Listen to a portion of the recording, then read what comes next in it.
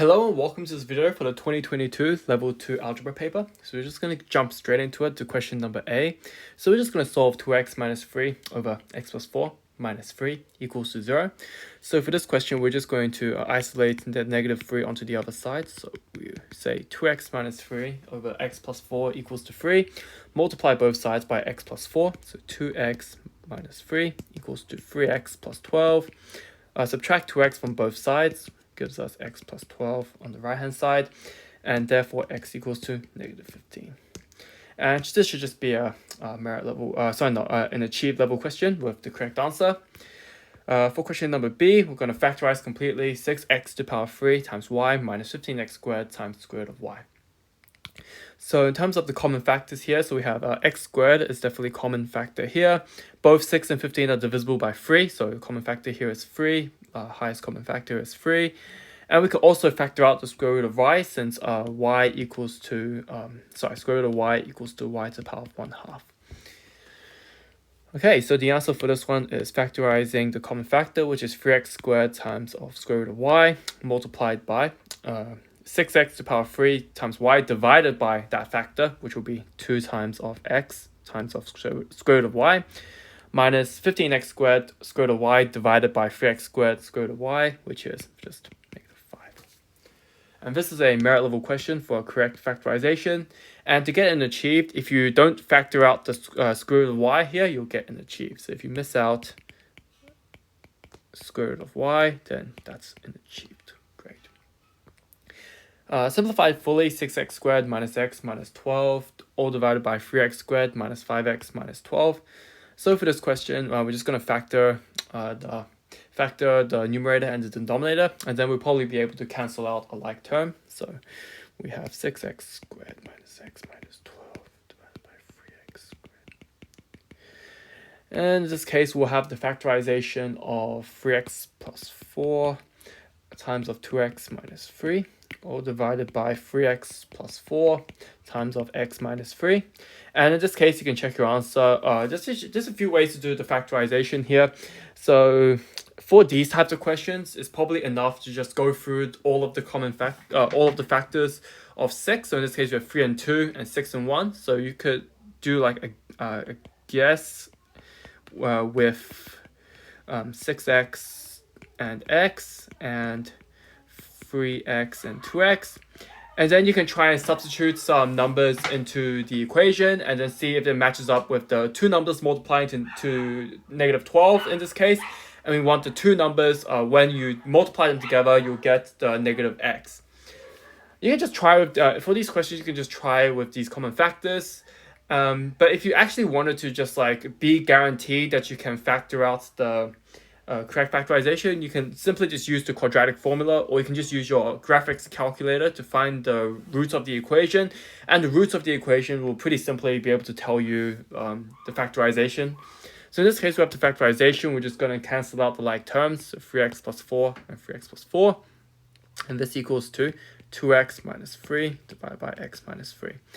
And that's with the restraint, so just in mind, but you don't need this for the question, but just as like a general thing, you should keep in mind that 3x plus 4 is not equal to 0, so therefore x is not equal to negative 4 over 3. Since if x equals to negative 4 over 3, then we're going to be dividing by 0, which is an undefined behavior. Okay, so in this case, just the correct factorization is an achieved grade for here. Alright, so the calendar can be presented in the following way, and each day is given a number from 1 to 365, and we're given an example of a calendar. So there's a 4x4 square, and there's a claim that there's a sum of the diagonally opposite corners are the same, and if you add the orange corners, it's going to be the same as the blue corners. Alright, so we're going to investigate this out algebraically. So we have our square, A labeled A. The top left corner is labeled A. So immediately we know that the blue corner here is simply going to be A plus 3, since that's going to be 3 days after A. And this blue square here is going to be 3 rows down from A, which we have to be a little bit careful here, since if you don't read, in fact, when I was looking at this question for the first time, I actually misread the question, and I thought this was meant to be 4 times of 3 down, but in fact, it's talking about the entire calendar with respect to the entire calendar. So in this case, it's 18, and it's going to be 7 times 3 days after. So 7 times 3 days after, which is going to be 39. So in this case, we know that each row will have 7 days. So each time you go 1 row down, you actually go a week down. So if you look at a calendar, it has the days of the week labeled. So if you go exactly down by one row, then you actually get a day that's 7 days later from your initial day. So in fact, this 3 rows down, so this will be A plus 21. And this is simply A plus 24. Okay, so let's prove that these two are the same. So just pretty straightforward here. So orange is equal to A plus 24. So that's 2A plus 24. And the blue, that's equal to A plus 3 plus A plus 21, which is also 2A plus 24. And hence, they are the same. And this is a merit level question here, if you can prove that they're the same. And if you do not give a conclusion, so if you don't give a conclusion, actually you just get an achieved grade there, I think. I mean, pretty strict marking there, I think, but I think if you can just, usually for NCA, if you get your answer and then you just write like 1 line to summarize your findings on the question, you should generally be okay. Okay, so Joe wonders about the products of diagonally opposite corners. Are they the same? Use algebra to prove that it's not possible to draw any 4x4 square, which are the products of the diagonally opposite corners are the same. So from our previous diagram, just referring back to what we just did on the previous page, we have our orange corners are A and A plus of 24, and we have blue corners is A plus 21 and A plus 3. So this question is simply just using the exact same findings here. So for the orange, it's going to be A times of A plus 24. And for the blue, it's going to be equal to A plus 3 times of A plus 21. And this is equal to A squared plus 24A. And this one here is equal to A squared plus 3A plus 21A plus 21 times 3. So that's equal to A squared plus 24A plus 63. And if we try equating these, let's just say orange equals to blue. Then we get A squared plus 24A equals to A squared plus 24A plus 63. So these will cancel out. And we get 0 equals to 63. And obviously this is just not correct, clearly, so mathematically impossible. So mathematically, 0 equals to 63 is not possible. So, yeah, therefore, mathematically it's not possible. So therefore, it's not possible. So therefore, it is not possible to draw any. Therefore, it is not possible to draw any 4x4 square that satisfies the property.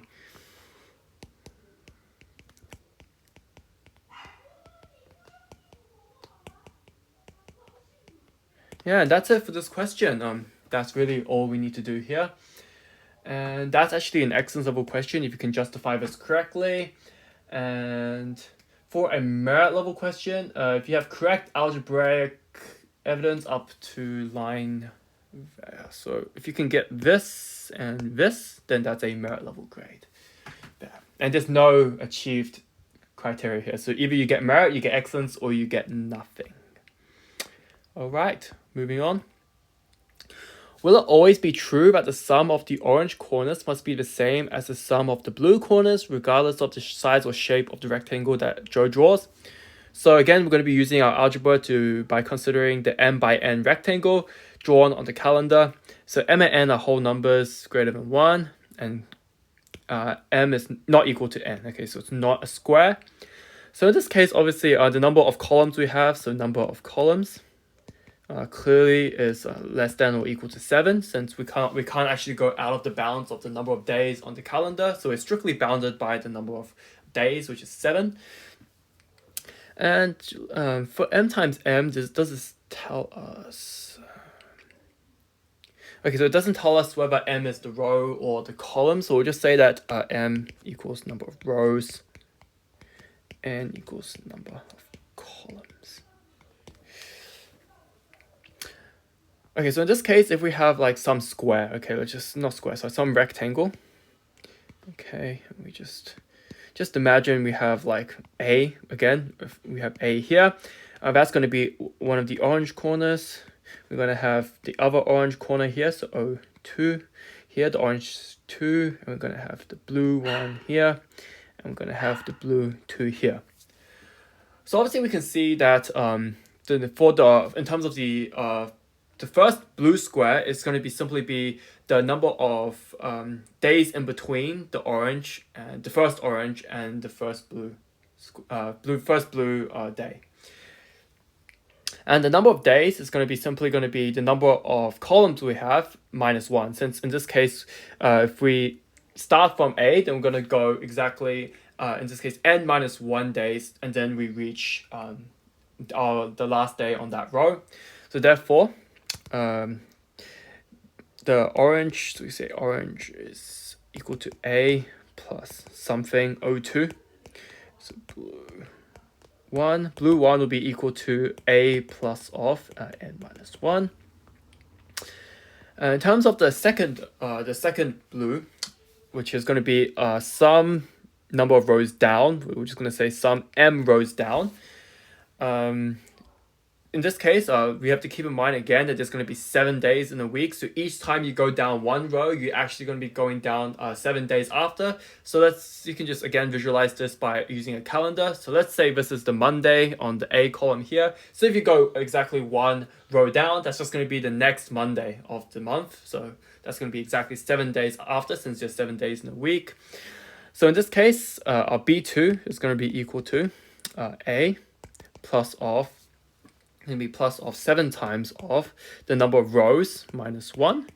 And the reason it's minus 1 is because there's actually m minus 1 rows in between the orange and the second blue square. So in this case, it's m minus 1 rows in between, and each time you move down, it's going to be a difference of 7 days. So that's our blue number 2. And our O number 2 is simply going to be the same thing, but adding the n minus 1 for the shift to the end of the rectangle. So we have A plus 7 times m minus 1 plus of n minus 1. Okay? And now it's just a matter of fact of just, adding up the rows and the orange and the blue and proving that they're the same. So orange is equal to sum A plus of A plus 7 times m minus 1 plus n minus 1. That's equal to 2A plus 7 times m minus 1 plus m minus 1. The blue equals to sum A plus m minus 1. And that's going to be added to sum A plus 7 times of m minus 1. And again, that's equal to 2A plus 7 times m minus 1. And we have n minus 1, so plus n minus 1. And you can see that they're the same, so orange equals to blue. So therefore, it's always true that the orange, the sum of the orange is equal to the sum of the blue. It's always going to be true. And so expressions are equal. So don't say expression, we can just say always equal. Always equal. So property always holds for any n by n rectangle. So property holds for any m times n. And that's really all for this question. Okay, I admit the wording is a little bit confusing on this question, but in terms of the actual amount of algebra you do. It wasn't, I wouldn't say super difficult, but definitely like visualizing what they were trying to even ask in the first place was a little bit challenging. So this is actually an excellence level question if you can prove that they're always equal. To get a merit level grade, reasoning is valid, but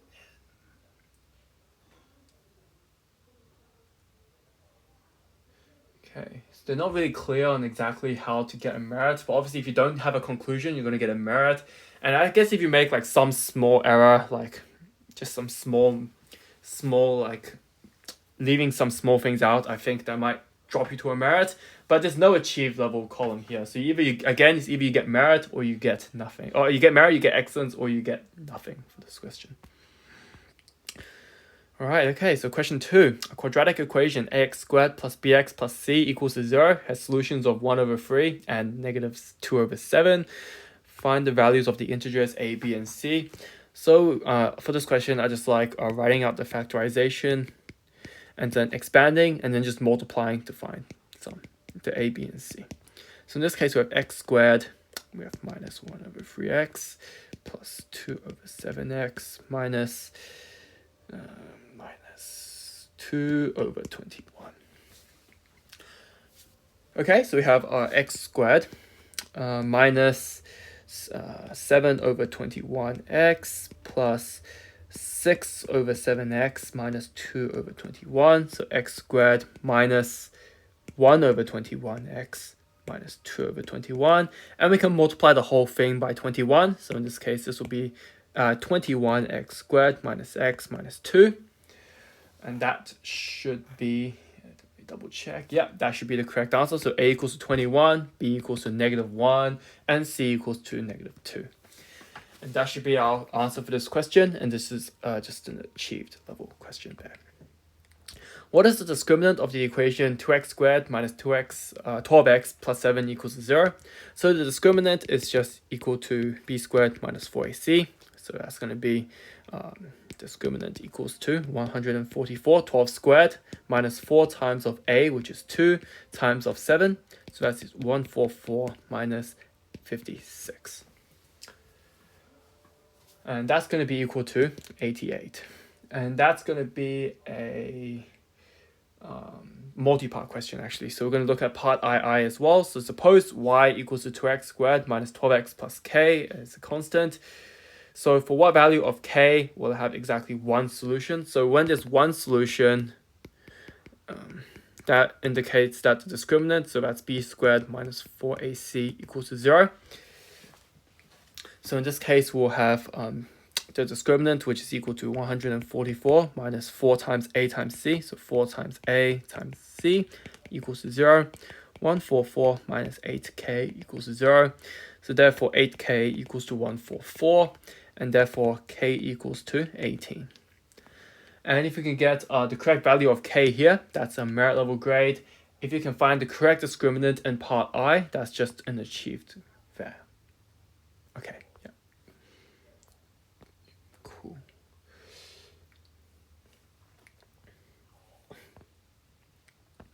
Okay, so we're going to solve the equation square root of 2x plus 3 equals to 3x. So for this question, we're just going to immediately just square both sides. So 2x plus 3 equals to 9x squared. And we're going to move everything to one side. So we have 9x squared minus 2x minus 3 equals to 0. So therefore x equals to 2 plus or minus square root of b squared minus 4ac. So 4 times of 9 times -3. All over 18. So x is 1 over 9 plus or minus 1 over 18 square root of what is that? Square root of 4 times 9 is 36. 36 times that's about 112. So 1 over 9 plus or minus 1 over 18 times square root of 112. And I mean, once you get up to this step, you can just basically just use your graphics calculator to just get the answer. So you have the actual answer here is x equals to 0.6991 and x equals to negative 0.4768. Yeah, and that should be our answer here. So we can get both solutions here. That's both solutions is a merit level grade here. And if you get one solution, not one solution, you get a correct quadratic equation, then that's achieved. So if you can get up to here, that's an achieved. Yeah, okay, cool. Suppose q of x equals to fx squared plus gx plus h. The reciprocal polynomial of q of x is defined as q star of x equals to hx squared plus gx plus f, where the coefficients are in the reverse order. So find the solutions of q of x equals to q star of x. So we're just going to substitute in the equations and make them equal to each other. So we have fx squared plus gx plus h equals to hx squared plus gx plus f. We're going to cancel out the gx's on both sides. So we have fx squared plus h equals to hx squared plus f. And now we're going to isolate everything onto one side here. So we have fx squared minus hx squared plus h minus f. That equals to 0. And we have x squared times of f minus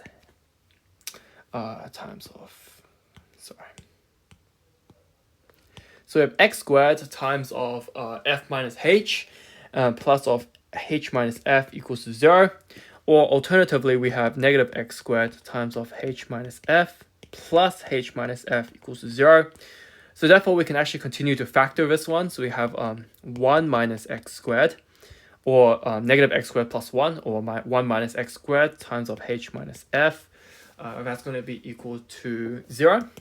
And therefore, 1 minus x squared equals to 0, and x squared equals to 1, and therefore x equals to positive or negative 1.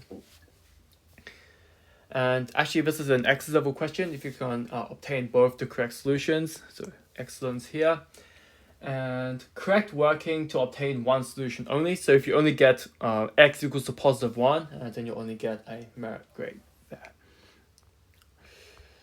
Alright, so for question number II, suppose that q of x equals to 0 has two different roots, which are a and b. The roots of q star of x equals to 0 are multiples of a and b. So the roots are ka and kb for some constant. Okay, so that's all good here. So we have q of x. So we have q of x. What was q of x? I forgot. Sorry. Q of x is fx squared plus gx plus h. So fx squared plus gx plus h, and q star of x equals to hx squared plus gx plus f. And we can just write out the quadratic formula to get the solutions of the roots of the both equations. So x for q of x equals to b squared, so g squared minus square root of, sorry, not g squared, my bad, negative g, sorry. So negative g plus or minus g squared minus 4ac, which is minus 4fh, all over 2a, which is 2f. And for q star of x, x is equal to, again, it's negative g plus or minus square root of g squared minus 4 times ac, so 4 times of h times of f, all divided by 2h. And you noticed, quickly notice that the numerators are the same. So this here is the same as this here. So numerators are the same, and only the denominators are different. So notice that if we multiply q of x, if we multiply q of x by exactly h on, if we multiply x here by f on h, then we're going to get equal to the roots of q star of x. So for this question, so for this question, it asks us what do we need to multiply by. So simply we just multiply by f on h in order to go from the roots of q of x to the roots of q star of x. So therefore, k equals to f on h. And that's really it for this question. K equals to f on h. And that's an excellence level question if you can find k equals to f on h. If you get the other way around, so if you're doing k equals to h on f, then you're only going to get a merit. If you have a correct expression involving k as a function of fg and or h, then that's a merit. And if you have correct expressions for the four roots, okay, so having the expression here and here, those two equations here is a achieved grade there. Okay. Question 3, so question I is simplify fully square root of 49 times y to power 36. So for this question, it's simply 49. We just can square root the individual components here. So square root of 49 is 7, and square root of y to power 36. It's not y to power 6. Remember, very careful. So when you have a y of a times y of b, that's equal to y of a plus b, not y of ab. So in fact, this is actually equal to 7 times of y to the 18. So that's 36 divided by 2, not 36. Not square root of 36. That's 17 times y to the 18, and that's an achieved grade there. Solve the equation 2 to the x equals to 2022, so 2 to the x equals to 2022. So we can just take the log on both sides. So we have x log of 2 equals to log of 2022. So x equals to log of 2022 divided by log of 2. And that's going to be equal to about 11 or 10.98. And that is another achieved grade there. Okay. Question B, simplify the following expression fully and write your answer as a single logarithm. So for this question, if you're adding the logs of the same base, you can actually multiply them. And we also have a log rule that says a log of b is equal to log of b to the a. So in this case, we have log of 3a plus log of a squared over 36. So that's bringing the 2. So 2 log of a over 6 equals to log of a over 6 whole squared. And now we can multiply these together. So since when we add logs, we can actually multiply to get a single logarithm. So we have log of 3a cubed all over 36, and that's equal to log of a cubed over 12, and that's writing our answer as a single logarithm. So that will be our final answer here, and that will be a merit level grade. And an achieved would be achieved is fractionals.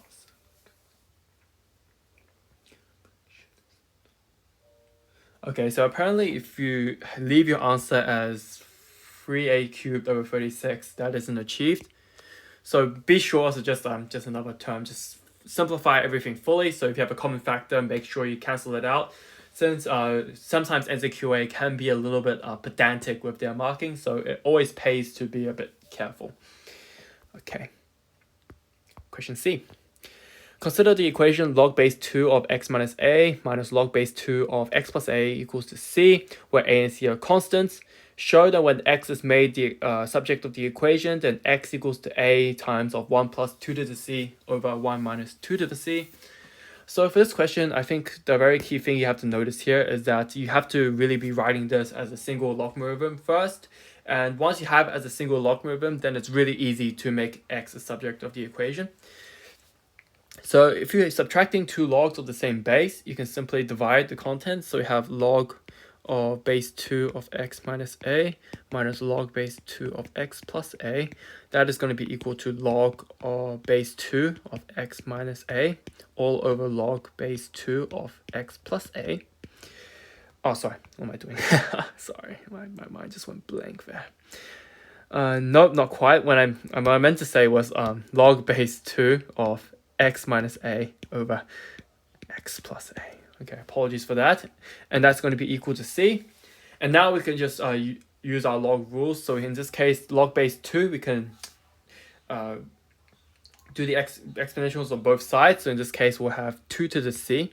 is going to be equal to x minus a over x plus a. And now we need to try to make x a subject, so we're going to multiply both sides by x plus a. So we have x plus a times of 2 to the c equals to x minus a.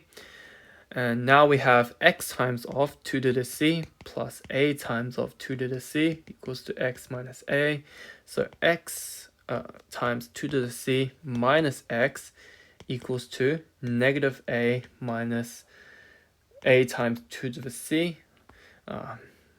Just going to multiply both sides by -1 to make this a bit neater. So we have x minus x times 2 to the c equals to a plus a times 2 to the c. And we're going to factor out x here. So we have x times of 1 minus 2 to the c. That is equal to a plus a times 2 to the c.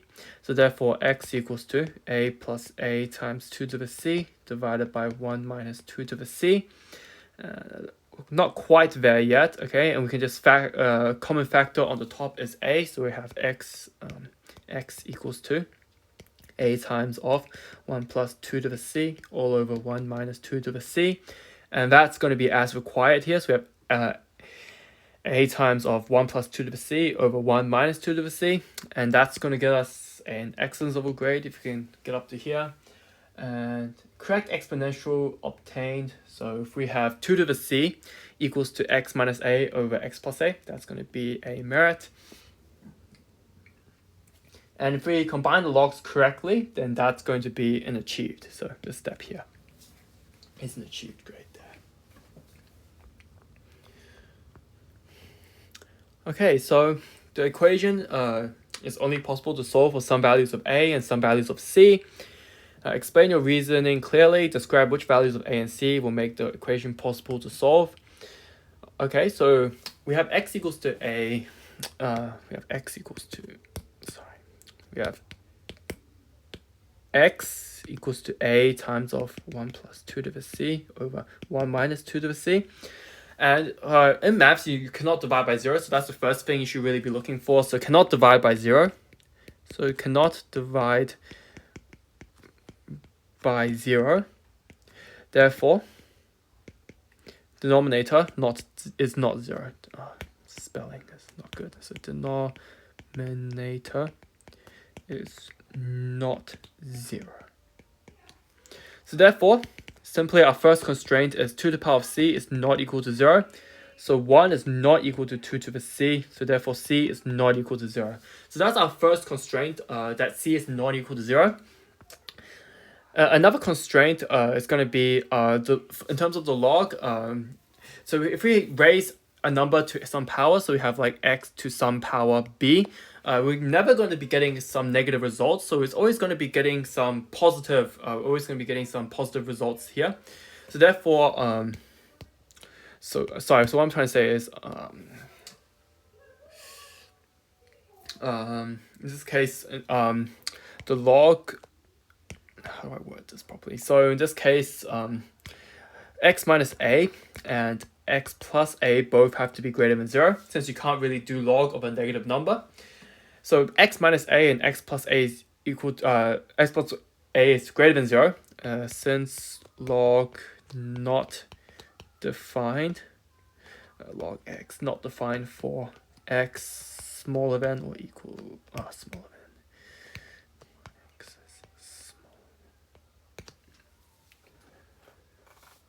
So that's going to be another constraint there. And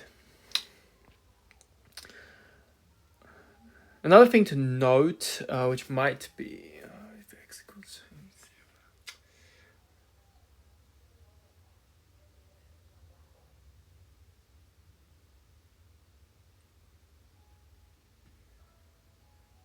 Secondly,